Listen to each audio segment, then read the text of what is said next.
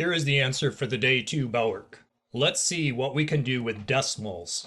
So unlike yesterday's assignment, which was about integers, these problems involve decimals. Decimals are numbers that have within the number this little dot symbol. The action that we're asked to do is to simplify. That means to perform operations to make the expression as simple looking as possible. So for all these questions, you want to slow down and be intentional. Find the numbers. In question A, the first number is 0.5, or you might speak that as 5/10. The second number is 0.5. Again, you can speak that as 5/10.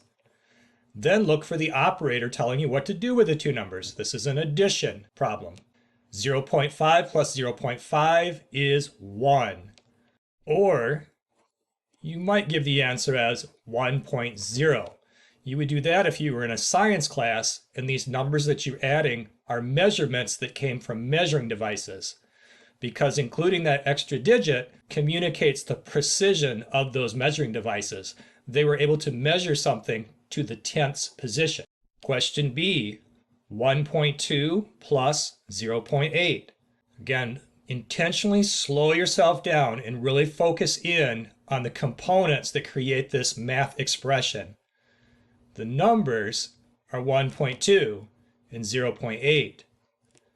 The operator is addition. 1.2 plus 0.8 makes 2. Or if you were in science, you'd say 2.0 to show that the original numbers being added were decimal numbers that went to the 10th position. Question C, the first number is 3.4, the second number is 1.2, and the operation is addition.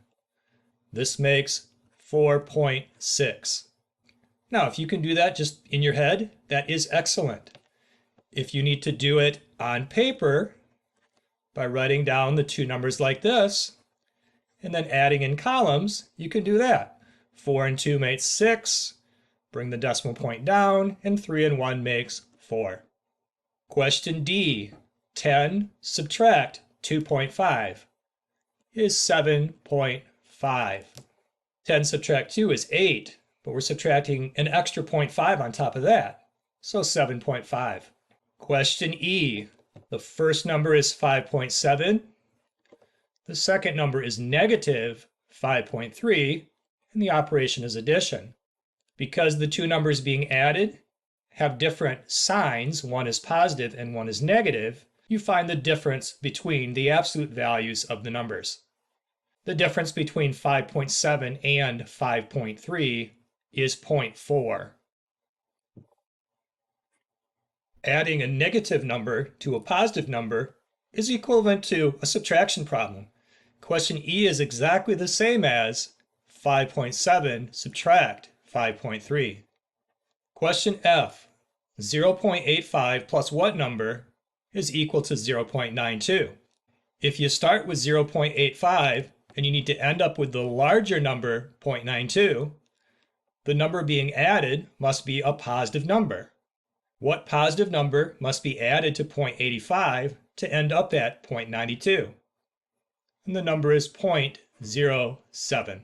If mentally starting with 0.85 and thinking about how much needs to be added to end up at 0.92 is challenging, then this type of problem can be done with subtraction.